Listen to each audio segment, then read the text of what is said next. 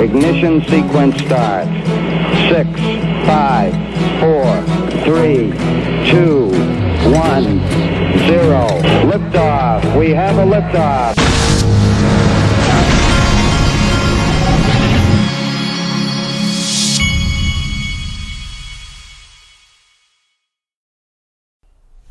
Hey everybody, this is the Digital Asset Investor, and I'm starting off with a little bit of ridiculous news.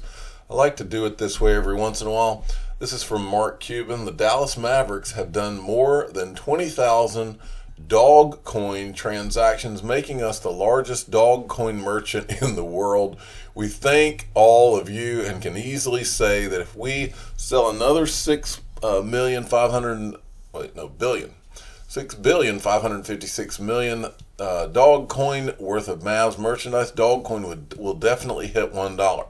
Now, make no mistake, Mark Cuban is just doing a play off of the hype of what Elon Musk has created with this dogecoin or whatever you want to call it. But you can create if Mark Cuban wants to, he can create a temporary use case here, but there's too many other efficient things out there.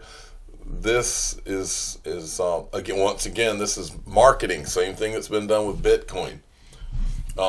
You can do marketing. People in the past have referred to things as tulip bulbs. Now, if you want to talk tulip bulbs, think just marketing, no real use case. That's how you get a tulip bulb. Okay. Tulip mania, you remember? Now, I'm going to play this. I hope that I'm not going to get a copyright hit. If I do get a copyright hit, you're going to need to go to, because I'll take it out of the video, you'll need to go to at Axios, and they'll have the video. Brad Garlinghouse was on this show. I said HBO activated. Ripple CEO Brad Garlinghouse, this came out of nowhere, by the way, folks. Ripple CEO Brad Garlinghouse on the SEC lawsuit accusing his company of selling unregistered securities. XRP has traded for 8 years. Anyway, you'll see it. Okay, so here we go. Watch this. All right, so in December, the SEC sues Ripple, and the gist of it is they say, you guys, or by selling XRP or releasing it into the community, as you would say, it was a security, not an asset, not gold. It's more like a stock. And you didn't register it. What you did was illegal. That lawsuit, I think, is misguided. I think the idea that XRP is a security, it has traded out there for 8 years. You know, it's kind of like, well, if it was a security, I guess we should have known that a long time ago. So is your basic defense, you let us trade it for years and thus gives these backsies? Is that basically your response? No. I mean, look, if you own a security, it gives you ownership of a company, right? If Ripple goes away, XRP is going to keep trading. Many countries around the world, the UK, Japan, Switzerland, Singapore, they all have clarity and certainty that XRP is not a security. In fact, the United States is the only country on the planet that has suggested that XRP is a security. That's why I say this isn't just bad for Ripple, it's bad for crypto broadly here in the United States, and it's driving that activity, it's driving that entrepreneurial activity outside the United States. I think that definitely bodes poorly for the US crypto industry at large. I think if you believe these are the future infrastructures for payment networks, I think we should care about, what countries have control over those technologies. Okay. All right. Now, Axios. Who's Axios? It's an American news website based in Arlington, Virginia, founded in 2016, launched the following year by Politico journalists. These guys were at Politico. And then going down here, I found something interesting. Van Dyke, he's one of the founders, Jim Vandahe or something like that, said he wanted Axios to be a mix between The Economist and Twitter. The Economist, that would be the same Economist that we have seen on Twitter 1,000 times with the Rising Phoenix from the 1988 cover of The Economist. Also, The Economist is owned by the Rothschilds, the Rothschild family. It says 30 years ago, the Rothschilds owned UK magazine. The Economist speaks about a world currency that will be used in every country. March 31st, 2018, Rothschilds tripled their investment in the SBI group. Coincidence? I think not. Now, what they're talking about here, As you know, the SBI Group bought 10.5% of Ripple. It's the largest outside owner of Ripple. Edmund de Rothschild Fund, we've shown this before. This is from their financials on 2018. It says SBI owns 8.7% stake in Ripple's XRP, and they're talking about how this is one of the Rothschild family's holdings. So back to this Axios. So they want to be like The Economist, and once again, these are the type of people that Brad Garlinghouse happens to be on shows around. In other words, this reminds me of when Brad Garlinghouse was in Switzerland. He's in the middle of a room full of central bankers, BIS members, IMF people, you name it.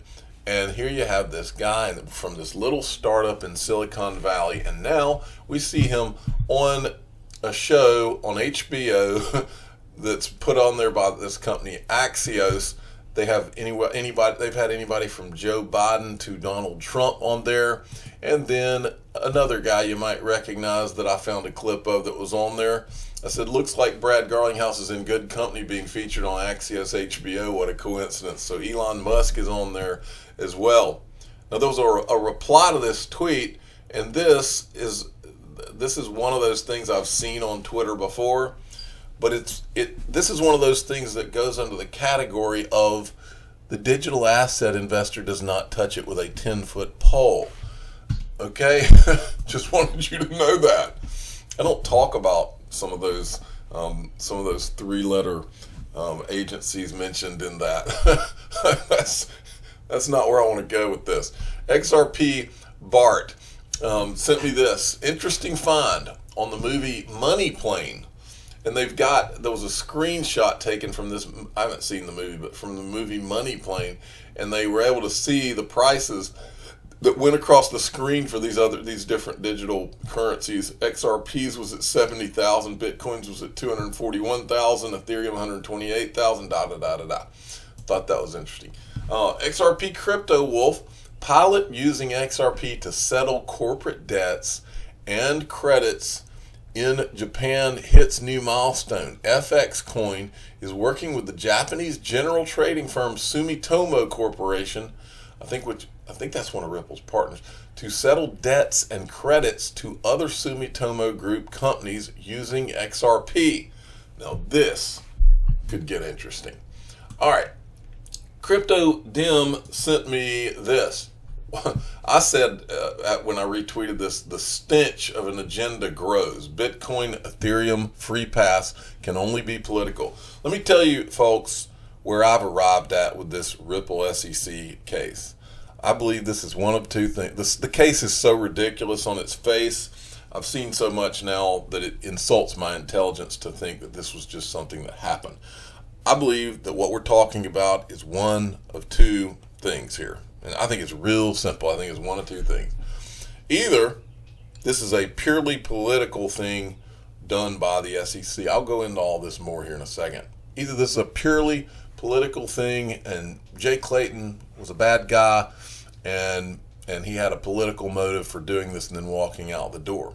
Or my other theory, call it a theory, whatever you want to call it, is that Jay Clayton took one for the team. I said this when this news first came out. That's where my gut really goes. But we'll go with that this was a political motive at first here. But that's where my gut goes. I'll say it again. The stench of an agenda grows. Bitcoin, when I say that, what I mean is this. Did Ripple need this lawsuit to happen? That's my question.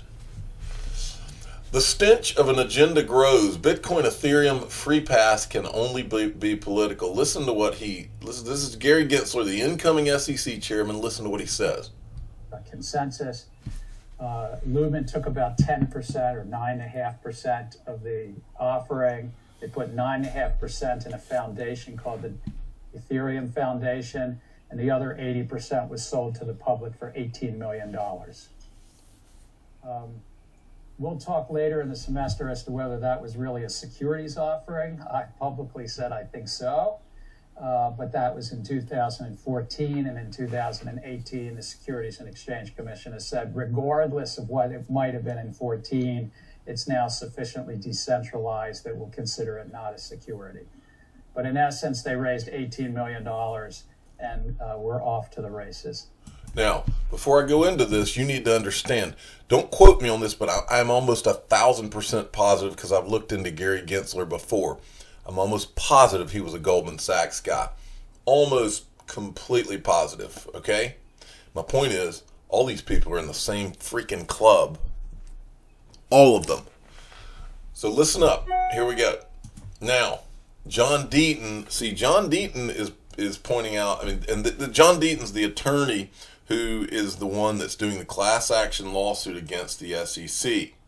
And John Deaton, I spent some time reading through his Twitter feed. And by the way, go give him a follow. And you need to also give him a follow. But go to his website. It's crypto-law.us. And he's got this Twitter feed I need to follow too. At crypto-law.us. Okay? This guy's one of the good guys.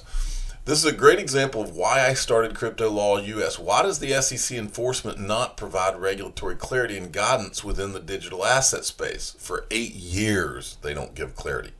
Why do regulators leave it vague and open to interpretation? Without clear guidance, it allows the government to pick and choose who to go after.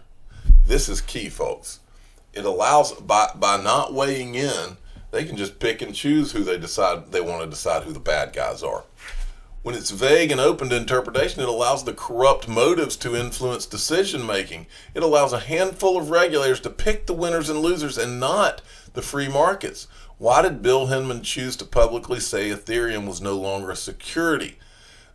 Former chief of the SEC, Joseph Grunfest, actually believed Bitcoin was a security early on. Why did Hinman and Clayton give clarity to Bitcoin and Ethereum but refuse to comment on the other specific products? If you read the SEC's stated goals, it's supposed to share info about companies and products to assist investors in making informed decisions when investing. Yet only Bitcoin and Ethereum have been commented on. Why? What conflicts have we not been told about? I guarantee you that there are reasons as to why these individuals provided some clarity for Bitcoin and Ethereum. Time will expose the truth. After the SEC enforcement versus Ripple case was filed, what type of clarity has the SEC provided since? Acting Chairwoman Allison Heron Lee issues a directive that the SEC will not consider contingent settlement offers. Hester Pearson Elad Roisman issue a letter disagreeing with the acting chairman's directive. The SEC can't even agree with itself. The other guidance, so he goes on and on here, but he's making really valid points. There are obvious motives going on behind the scenes in this. There's an obvious motive that for the SEC to come out and not give anything that's concrete, but come out and give, they literally walk out with regard to Bitcoin and Ethereum in 2018 and intentionally put an SEC guy at the microphone to create the impression that Bitcoin and Ethereum are not securities and therefore you can invest in those. That was not an accident. And it wasn't an accident that they wouldn't even comment on XRP for 2 years. So I'll go back to what I said. Nobody's going to insult my intelligence on this anymore. This is one of two things. This is either a politically motivated thing to go after Ripple and to do like I was told the other day, to literally set a trap for Ripple, or these guys are on the same team. It's one of those two, because none of this makes any sense. And my father, the official father of the Digital Asset Investor channel, has told me for a long time, if it doesn't make sense, go with your gut. Things that make sense, that's what matters. Nothing about this makes any sense, which screams politics or that we're watching a game and it's a play unfolding, period. So, and just to reinforce this, so check out this would lend credit to this being a politically motivated thing. John Deaton again. Just a little reminder of what was known about Jay Clayton before he was confirmed as the SEC chairman. This is a Rolling Stones article. It says Clayton and William Hinman stated publicly that Bitcoin and Ethereum were not securities in 2018, but refused to comment on other digital assets like XRP. A researcher should look into the conflicts. Okay, so here's that Rolling Stones article. and I wanted to show you something that caught my eye. The first thing you should understand is that Clayton's wife was Goldman Sachs. Okay? But this is the part that caught my eye.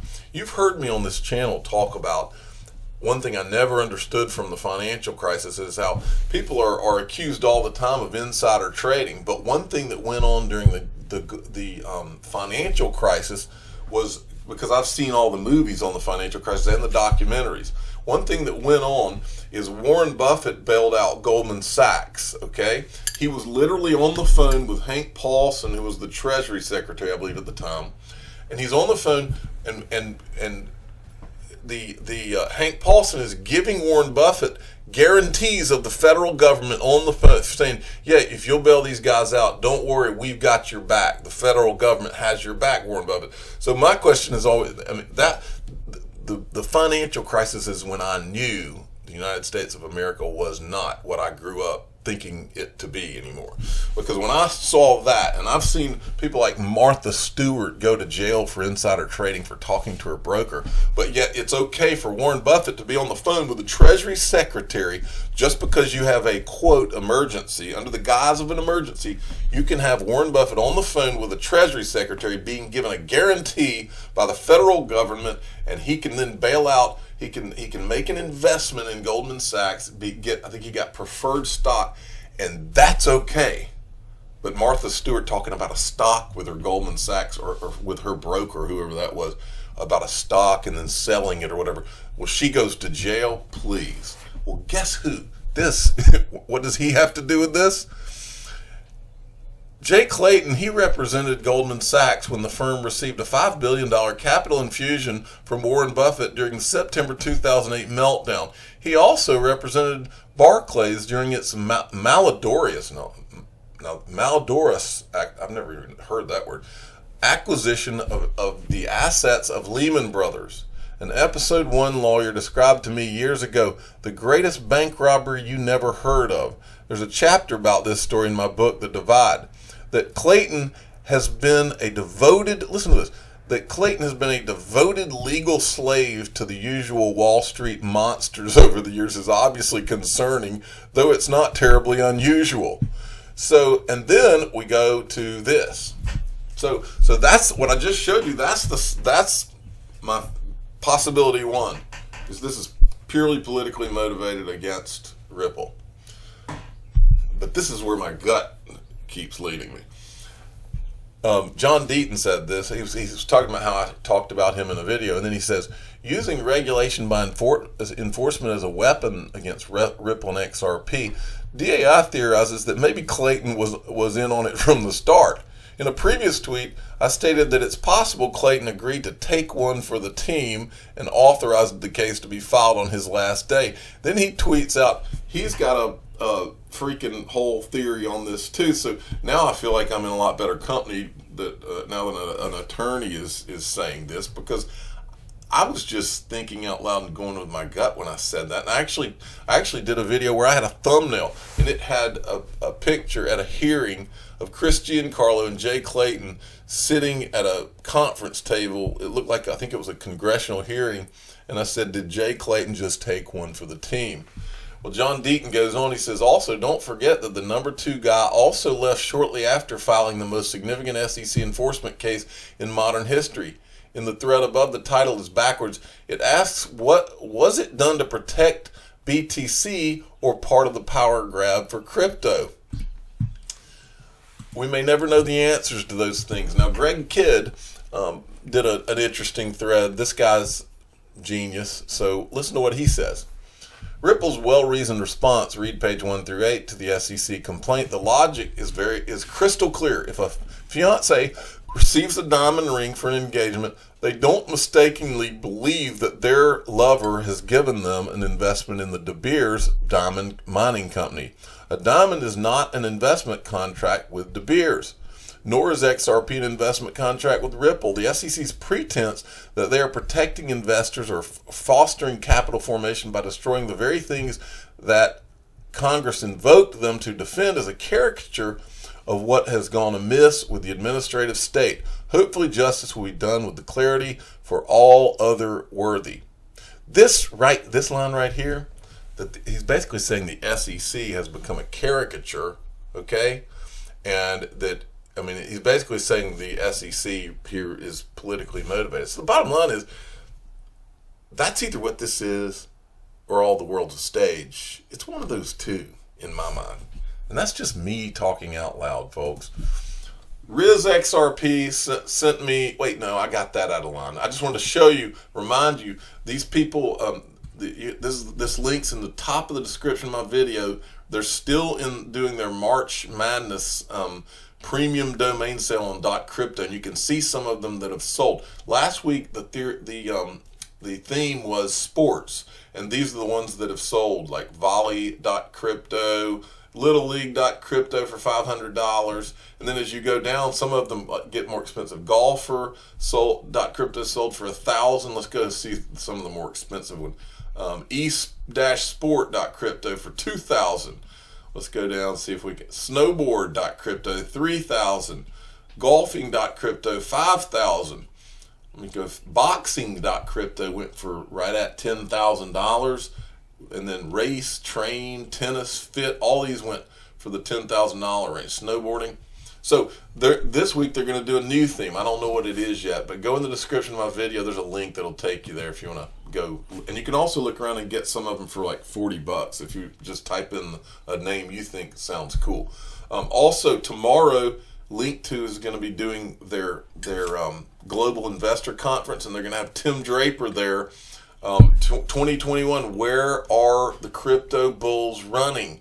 There's going to be all kinds of interesting people on there. You can go to @Link2Inc. on their Twitter handle and click there to register. And here's just part of their agenda I wanted to show you. They've got their agenda up now.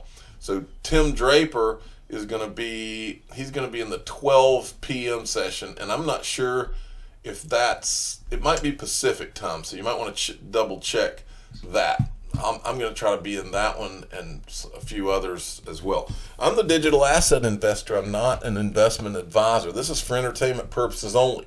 Please subscribe, hit the like button, and tell your friends and family to go check out that Global Investor Conference with Link2. Thanks.